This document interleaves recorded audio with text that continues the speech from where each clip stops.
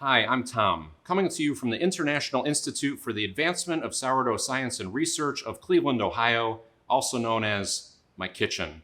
Thank you for selecting this video. In today's video, I'm going to talk about the biggest reason that people quit baking sourdough bread, and that's because it just takes too much time. Now, back during the pandemic, millions of people learned to bake sourdough bread, and at the end of the pandemic, when people went back to work and went back to their normal lives, I would estimate that 90% of the pandemic bakers have quit baking sourdough bread because it just takes too long. Now, it's no surprise because the most popular sourdough methods are not really suited for busy people. For example, the tartine method by Chad Robertson, which I follow, that method takes 6 hours in the kitchen before you can get your shaped dough into the refrigerator. Who has 6 hours of time? Certainly not on a weekday, and who wants to spend their weekends in the kitchen? And then there are other popular recipes that use an overnight bulk fermentation method where you mix the dough and you do some stretch and folds in the evening for a few hours, then you let that dough bulk ferment on the countertop and you shape it the next morning. But these methods are incredibly unpredictable because if your overnight temperature changes, those loaves can easily underproof or overproof before you have time to shape them. I call those the mix and pray method. They're just not reliable for people on a tight schedule. So I became obsessed with trying to find a method for busy people to make sourdough bread. I did hundreds of experiments, and in January of 2023, I published a video and this guide, Post-Pandemic Sourdough for Busy People, the Low and Slow Method. If you haven't seen this yet, check it out. In this method, there are 3 unique features that make this more useful for busy people. 1, the total preparation time on day 1 is 30 minutes. And I'm not talking about hands on the dough. I mean total kitchen time, 30 minutes of preparation and your dough is ready to be bulk fermented. Number 2, I created these bulk fermentation timetables using hundreds of experiments to determine, based on the amount of starter that you use in your recipe and your overnight dough temperature, you can very accurately estimate how long it will take for your dough to rise, so you can make it around a busy schedule.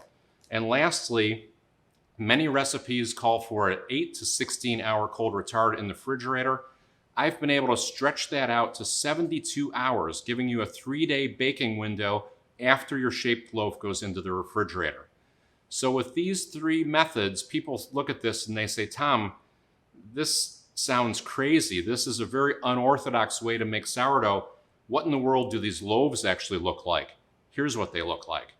No stretch and folds, no coil folds, no auto-lease, no ferment-to-lease. These loaves look as good as some of the best loaves I've ever made using the most complex methods. So I've continued experimenting and tweaking this method, and today I'm going to do a complete end-to-end demonstration of this method for you. Now, if you recall, I did an end-to-end demonstration like this in 2021 of Chad Robertson's tartine bread method, where I invited my brother Bob from California, and I taught him the entire process of making sourdough bread. That's a great video if you haven't seen that, called The Sourdough Apprentice. Check that out. So after we finished that video, Bob went back to California, and he never made sourdough again because he's too busy. He just couldn't find a way to fit that method into his busy lifestyle.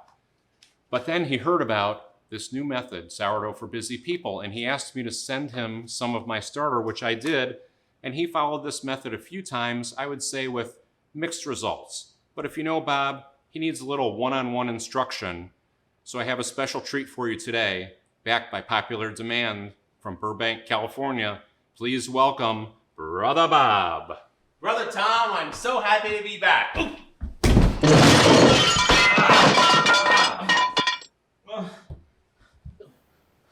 Bob, are you okay? Uh-huh.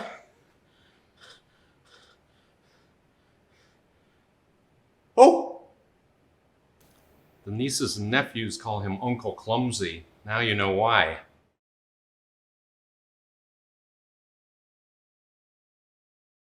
So the reason I invited Bob to come do this demonstration with me is because he's the busiest guy I know, and this is the busiest 3 days of our summer. Today is July 3rd, and every year for the 4th of July, America's Independence Day, we host a family party here in Cleveland, and Bob and his family come in for it. Now this is a 3-day extravaganza jam-packed with activities, and we're going to prove that this method for busy people works by trying to do it over the 3 busiest days of our summer. Here's our schedule. It's 7 p.m. Monday right now. Bob just got in. We still have to go out tonight and buy fireworks. Tomorrow morning, we have family activities starting at 8 o'clock in the morning. These are scheduled in advance. We got exercise walk, civilized volleyball, kickball, talent show with Uncle Clumsy, that's me, uncivilized volleyball, piñata mayhem, horseshoe tournament. And then we have the big barbecue dinner and the big fireworks show that Bob and I put on tomorrow night at 10 o'clock. Then, right when you think it's all over, on Wednesday, July 5th, we make our secret family recipe pasta sauce, and we host a big spaghetti dinner on Wednesday night. That's where we need to have a loaf of sourdough to serve with the spaghetti dinner at 6 o'clock on Wednesday. Whoa. So with all this, we're also gonna do this. I don't even think this is possible. Bob, it's possible. Here's what we're gonna do. Listen, right now, we're gonna spend 30 minutes in the kitchen to mix the dough. Then we're gonna bulk ferment that overnight, and then tomorrow morning, we're gonna get up a half hour before the activities start. So 7:30 tomorrow morning, we're gonna shape the loaf. Then we're gonna put that in the refrigerator for a 24-hour cold retard. And on Wednesday morning, we're gonna bake the loaf. Then we'll let that cool while we're making the sauce. We'll slice the loaf and we'll serve it at the big spaghetti dinner. It'll work. This method will work. Bob, what do you think? Can we do this? I think we should just go down to the corner store and buy a loaf of bread. Come on, you still got it, brother. You're still funny. That's Bob's famous line from the first video. He said it about 15 times. You're a funny guy. Ah, yeah? How funny? You think I'm funny? How funny? Do I amuse you? You're the way you I'm say here that. for your amusement? You think I'm some kind of clown or something? I come all the way out here? So here's the basic recipe that we're going to follow for this loaf. 500 grams of bread flour, 375 grams of water, that's 75% of the flour weight. 10 grams of salt, that's 2%, and the starter amount is TBD. Wait, 2, what's 2? What is B? What is the to be going to be determined? Exactly. It's to be determined because we don't know how much starter we need to use until we know our schedule. So this is how it works. We're gonna have this dough mixed by 8 o'clock tonight, and we know that we need to shape this loaf at 7:30 tomorrow morning. That's 11.5-hour window for our bulk fermentation. So then you take these fermentation timetables that I created, read down that column for the 75% rise. Do you see an 11.5-hour formula there? I do. It is 20% starter at 70 degrees Fahrenheit, 21 degrees Celsius. What a handy dandy chart. Yes, so now we know our starter amount is 20% of the flour weight. That's going to be 100 grams of starter. And if we keep this dough at 70 degrees Fahrenheit, 21 degrees Celsius, it will be ready in the morning at exactly 7:30. That's how this works.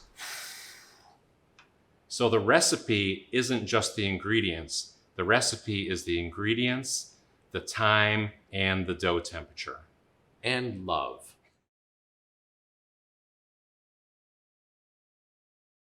So the only thing we need to prepare in advance is the starter. So because you weren't here today, I went ahead and I fed the starter because you want it to be peaking right before we're going to mix it in the dough. Now you haven't seen my new starter yet. No. So I acquired this starter on a recent trip to France. I visited a secluded monastery where the monks at the abbey told me the origins of this starter date back to the priests of Isis and Osiris from when the pharaohs ruled Egypt. Then this starter traveled through the Holy Land during biblical times, and then it ended up at the abbey where the monks have maintained and protected this starter for 1,000 years. Now, I was able to acquire this from the head baker monk when I learned that he had a weakness for American bourbon whiskey, and that's how it ended up in Cleveland, Ohio.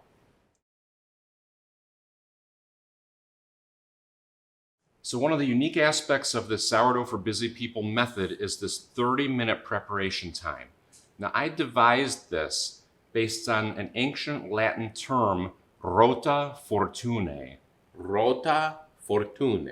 Yes. The wheel of fortune. Exactly. Yes. Right. Because the way I did this is at 7 o'clock at night, the Wheel of Fortune comes on. That's when I go into the kitchen and I need to finish all the steps of making sourdough to get the dough ready to bulk ferment before 7:30. Because you know what happens at 7:30?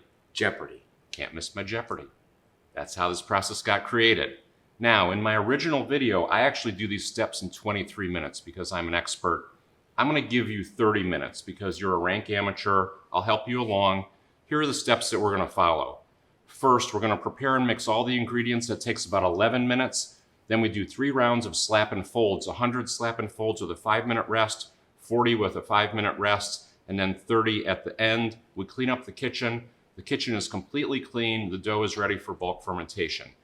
Now we'll go through all these steps in the demonstration, and you can print out the guide that's in the description of this video and on my website if you want to follow along at home.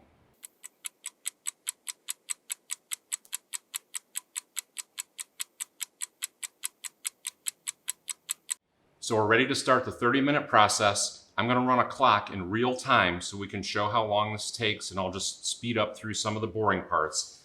Now, I created these sheets for you to help you know what steps you need to do. Okay. Now, once I start this clock, there's no turning back. Are we ready? Yes. Let's cook. Okay. You start here, I'll get the ingredients. Okay. What, kitchen scale?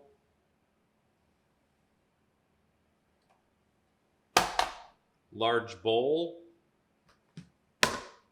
Dough whisk? Bowl scraper? Starter spoon? Salt cup? Sink strainer?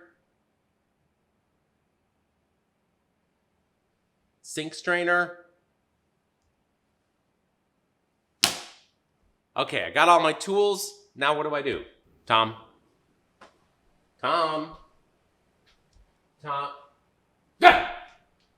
Go to page 2. Page 2. Okay, page 2. Ingredients. Salt. Okay. Bread flour. Whoa. Okay. Water. Oh, God.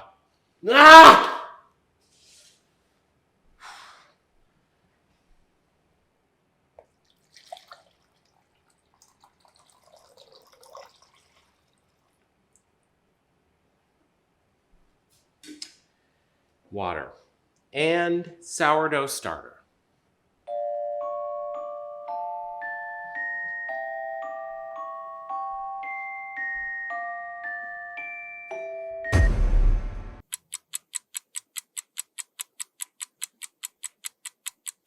Time to mix the dough, 10 grams of salt. Okay. 10 grams. Good. Next, put the bowl on the scale. We need 375 milliliters of water. 375.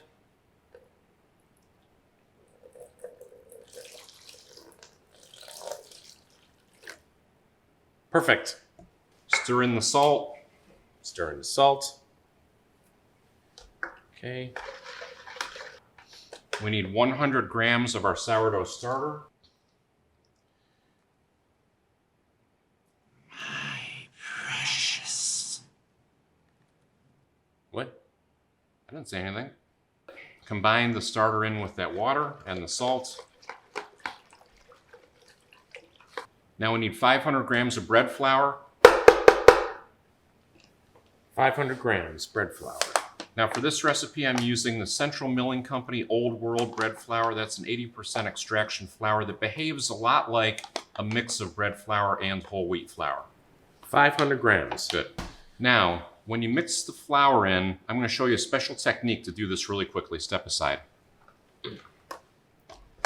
Now, when most people use this whisk, they just go around in circles like this and they push things around the bowl. Think about this as a clock face. You want to make small circles by 8 o'clock and then turn the bowl with your left hand. So watch what I'm doing here. Small circles, small circles, small circles. Go for it.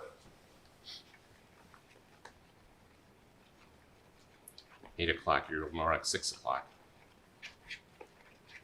Then when it starts to stiffen up, now you want to chop through the dough while you're turning. Chop it against the side, chop and turn, chop and turn, chop it and turn it. Chop it, very nice. Then there's just the dry bits of flour. Now swirl the whole thing around, get the dry bits. Good, turn that out onto the counter. Now this is where we do the slap and fold technique. This is a unique technique with this method popularized by Richard Burtonette. Wet your hands. This first round we're doing 100 slap and folds, and this is really just to combine the ingredients. Go for it.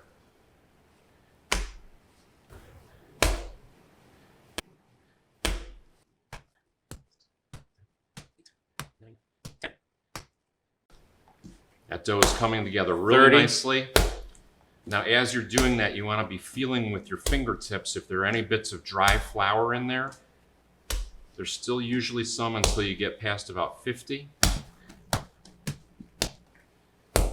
90.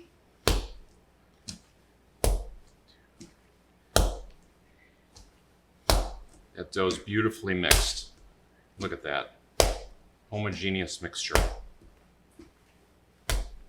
100. Good.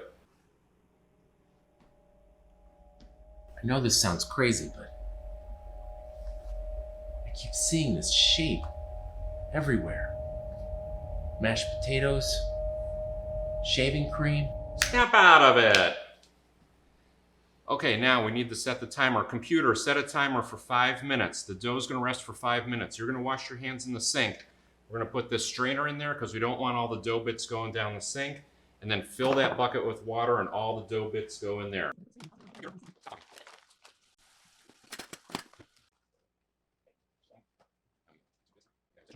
So everything's cleaned up. We still have time on the timer. So now we think about what tools are we gonna need for tomorrow.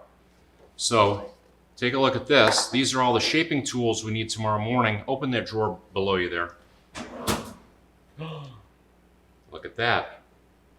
So every time I bake, after I'm finished, I reorganize all those tools so that when I'm ready to bake the next time, everything's prepared. I'm not looking around for the tools. So you got all the tools on the list. The bench knife, the flour for dusting, the towel, banneton liner, and the banneton.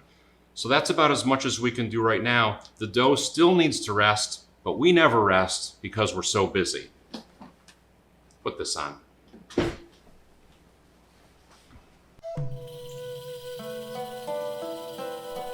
Right hand, wax on. Left hand, wax off. What does this have to do with making sourdough? No questions, Grasshopper. Wax on, wax off. Wax on, wax off. Wax on, off. The dough's been resting for 5 minutes. Now we're on round 2. You want to do 40 slap and folds. Go for it. Okay. Now the first round of slap and fold was all about mixing the ingredients. Now we're building gluten strength.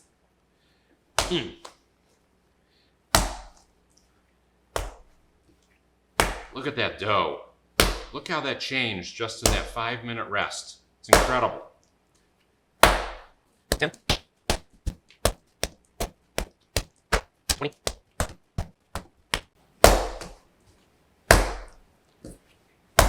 40. That takes less than a minute. Now, we want to wash the dishes that have been soaking. They're a little easier to wash now. Let's do that. Computer, set a timer for 5 minutes. 5-minute dough rest. 5 minutes, starting now.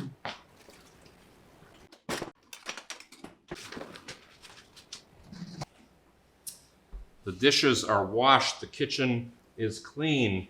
We still have time on the 5-minute dough rest timer. So now we think about what are we going to need for baking day? Here's the list. What do we need? Dutch oven, lom, rice flour, spritzer, sesame seeds, baking mat. Here's the Dutch oven. What do you think is inside the Dutch oven, Bob? Oh, I don't know, probably a lom, rice flour, spritzer, sesame seeds, and baking mat. Voila. Oh! I store them inside the Dutch oven, so when I'm ready to bake, everything is ready to go. So, we still have time on the timer. The dough is resting, but we never rest. Do you want to improve your slap and fold skills? Absolutely.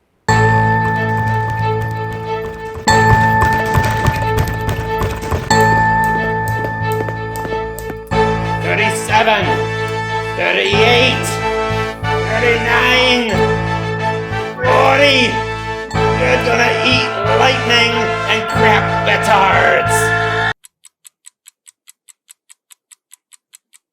5 minutes are up. Now we're on the last round of slap and folds. Now we do 30 slap and folds. This is it. Do it.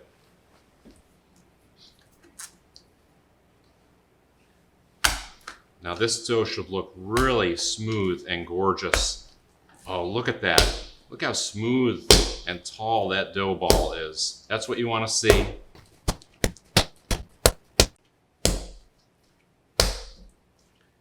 $20. 20. I'm going to stop you there. Yep. Yeah, that dough looks gorgeous. We don't need to go to 30. You want that smooth surface on the top. So this process is done. All the dough handling is done. Now we're moving into bulk fermentation. So if you remember from our calculation, we're going to look for a 75% rise in the dough in 11 and a half hours based on the amount of starter that we used with the temperature. So we take our fermentation vessel, this is what we're going to store it in, and I measured a 75% rise on this. We're going to load the dough at 750 milliliters. A 75% rise is up to the orange band here. 100% rise would be the pink band. We want to be above orange and below pink for sure. I spray that with a little non-stick cooking spray so it comes out easily. Drop that dough in the bucket.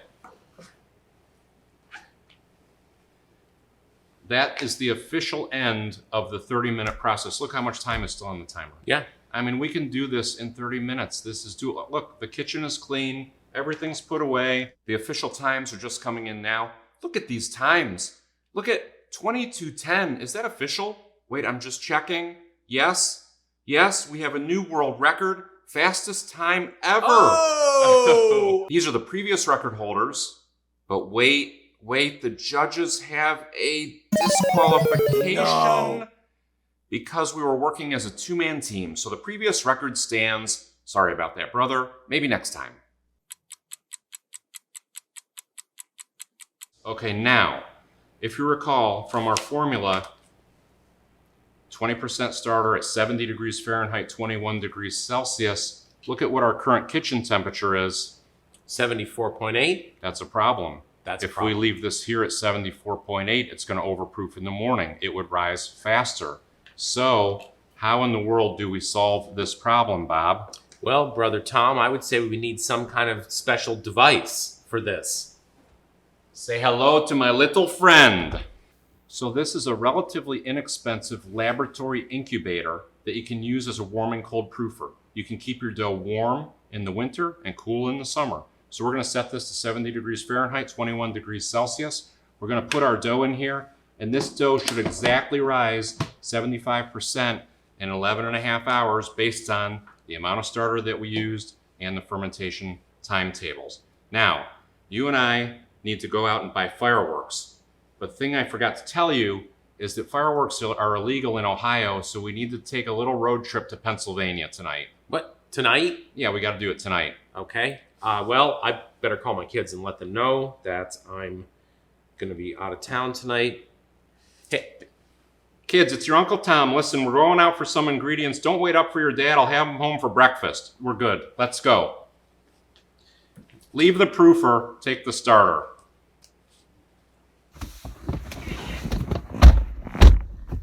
It's 206 miles to Pennsylvania. We have a full tank of gas and a half a jar of sourdough starter. Hit it.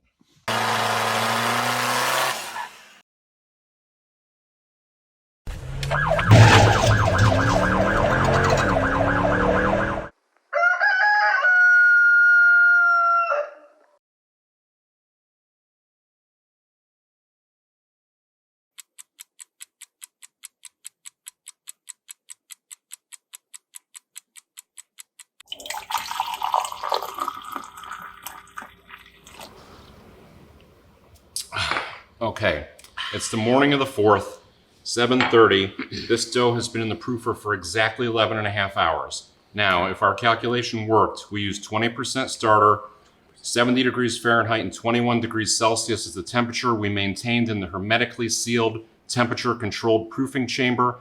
That means this should have risen exactly 75%, which is that orange rubber band on the vessel. Orange. Ready to see this? I'm so ready. You think this is going to work? No. Let's see. Okay.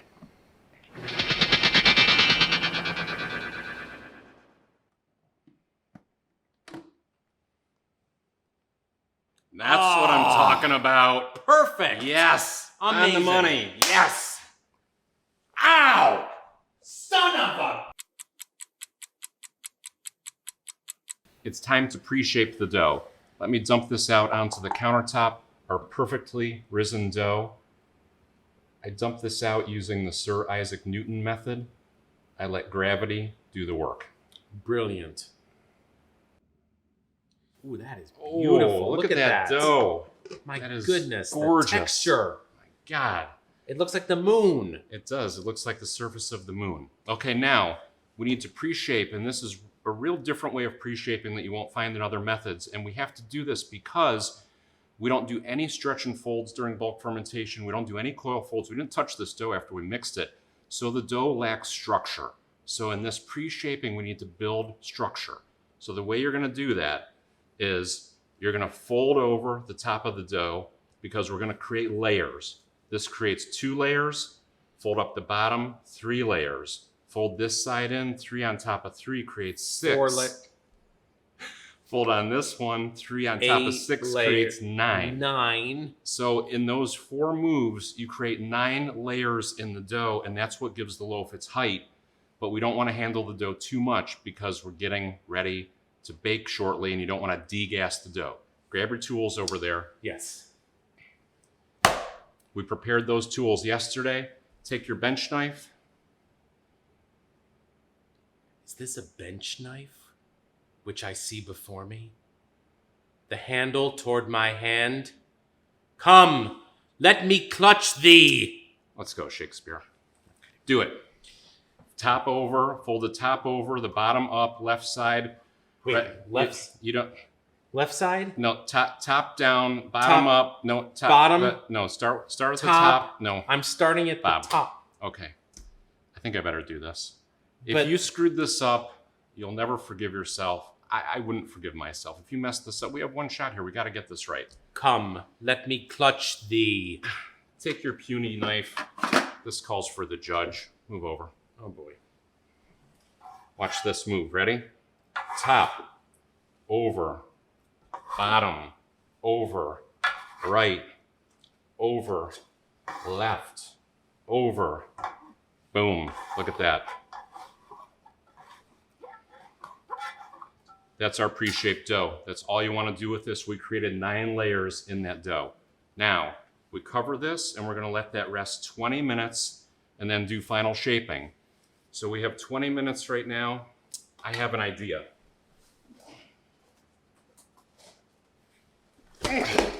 Yes.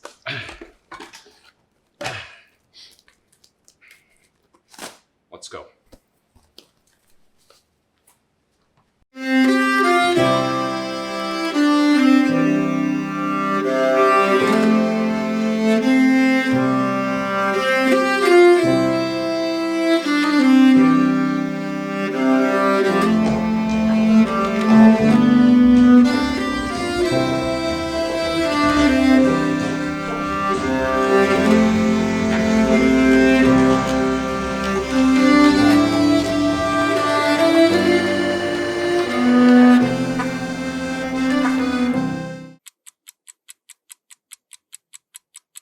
Okay, it's time to final shape. Bob, do you remember how to do a batard roll-up? I believe so, but I might need a refresher. Left over center, Left. right over center, roll it towards you, Yes. tuck it in, Tuck. flop it into the basket. Flop.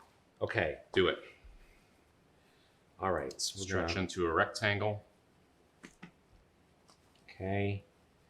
Bigger rectangle, or is that Wider. wider?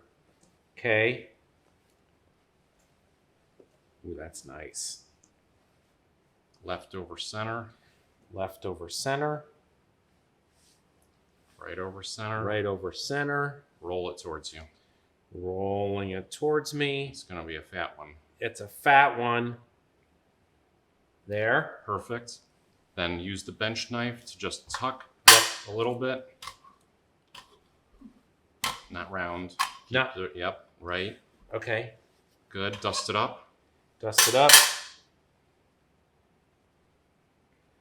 Dusting, dusting, dusting. Good. Plenty. Okay. Flop it into the basket. I'm going to flop it. And I'm going to turn it. Yes. Okay. Top down. Yep. Beautiful. Thank you. Okay, now that's going to go into the refrigerator for 24 hours. We're basically at the halfway point in the process. Halfway. Yes. Any questions?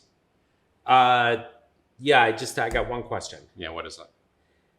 How come we don't go down to the corner store and buy a loaf of bread? Come on!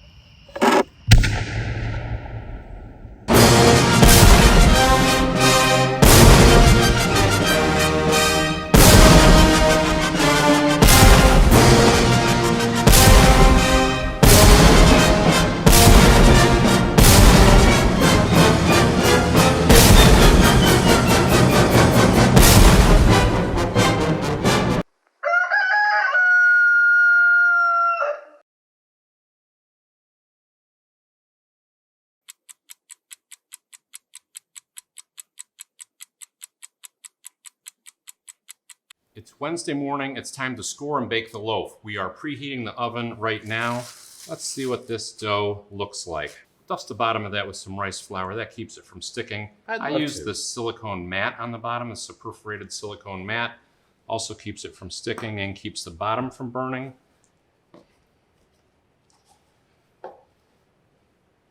That's a gorgeous loaf. Very nice height, nice structure. I like to use sesame seeds on this for our Italian dinner. Spritz that up with some water. You got it. Spritz the loaf. Oh, the loaf. Yes, the loaf. More. More. Good. Good. A little white sesame. A little black sesame for contrast. Good. Not as much. Yes, good. Now we're going to score this. Be careful. This is razor sharp because it's actually a razor. Now you want to start in the middle at the top and end in the middle at the bottom with a slightly sweeping curve to the right. Yes. In one swift movement. Exactly. Okay, that's not so Keep swift. going. Keep going. Keep going. Keep going. Be confident. Ah, Yes, very nice. thank you. Okay. That's sharp as a razor blade. It is, yes. Now we're going to get this loaf into the oven. The way that we bake this is I'm preheating the oven right now at up to 500 degrees Fahrenheit. That's 260 degrees Celsius. Then we're going to load this dough into the Dutch oven and turn the temperature down to 450 degrees Fahrenheit or 232 degrees Celsius and bake it for 20 minutes with the lid on. Then we take the lid off and bake it for 20 more minutes. Let me get this into the oven.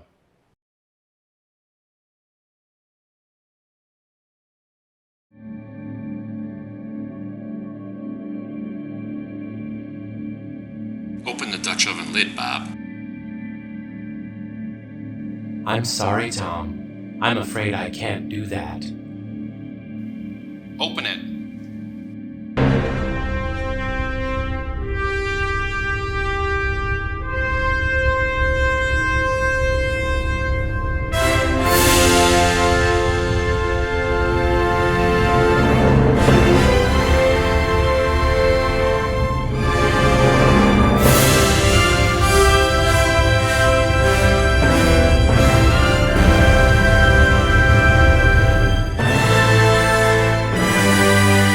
Now we need to bake the loaf for 20 minutes with the lid off. 20? Oh my gosh, what happened? It looks like a power outage. A power outage? How are we gonna bake bread when there's no power? You won't believe this, but I happen to know the exact time and place of a lightning strike, and it's going to occur in exactly 4 minutes. At the clock tower? Of course. Go.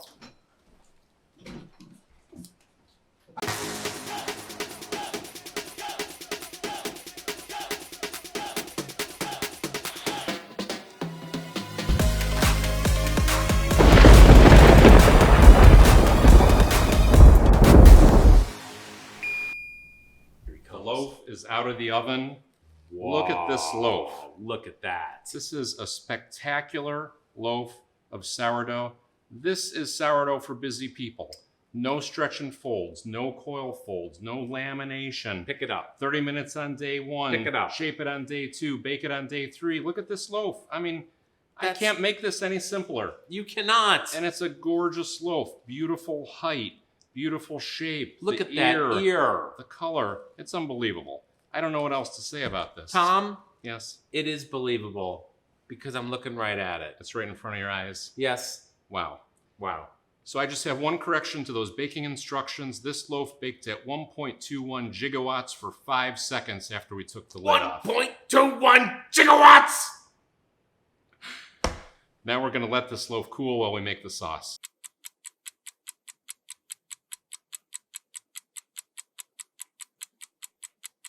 For the big spaghetti dinner, we need to make 2 types of sauce. I make a marinara and Bob makes a bolognese. Now, Bob thinks he makes a pretty good bolognese. I actually think my wife's is a little better. Just don't tell him I said that. I'm standing right next to you.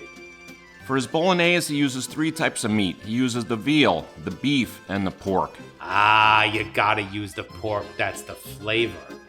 Now, I have this wonderful system for the garlic where I use my lamb to slice it so thinly that it practically liquefies in the pan with a little oil. Some people say I use too many onions in my sauce. I don't think I do. You're using too many onions. I'm only using 1 onion here.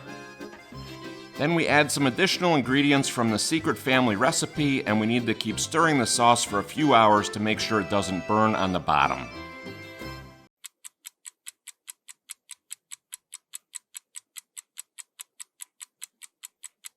The loaf has cooled. It's time to slice the loaf and inspect our work. Your Honor, Your Honor.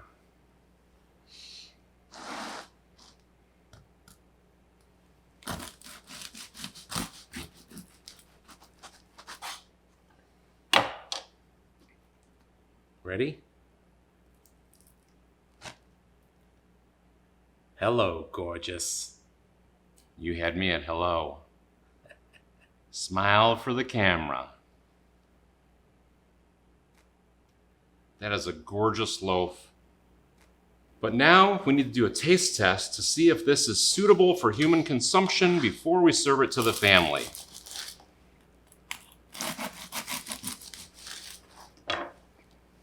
Bob? Tom? Mmm. Oh, Mmm. Oh, that's good. Mm-hmm. Wow. Yeah. Mmm. Mm-hmm. So, Bob, what do you think? I think for the first time that we should not go down to the corner store and just buy a loaf of bread. Come on, my brother. Yes, my brother.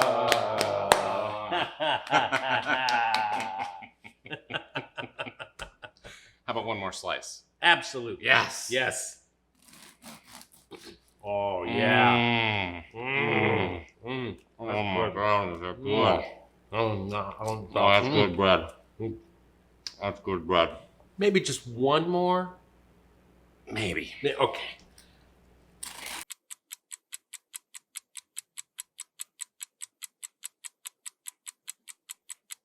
Are you ready to see the bread? Yes! Bob, show them the sourdough.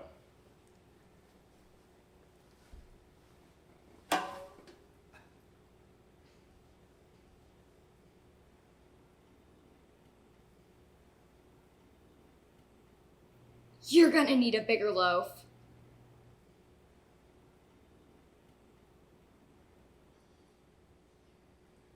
Why don't you just go to the corner store and buy a loaf of bread?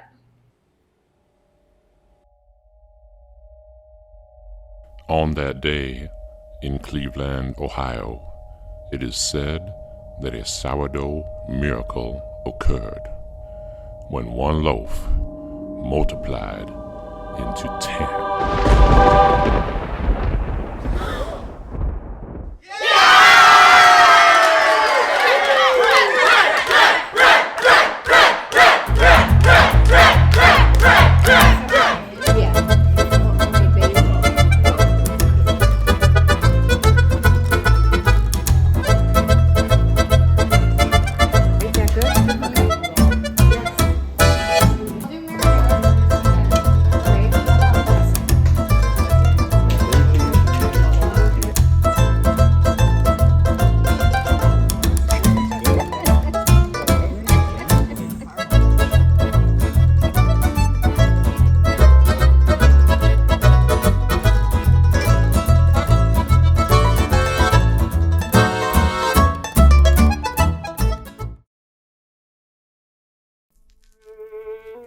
There's no place like home.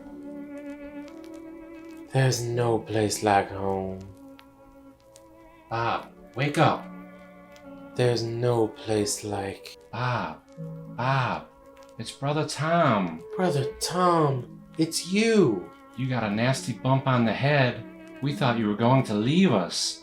But I did. Lie quietly now. You just had a bad dream. But it wasn't a dream. It was real.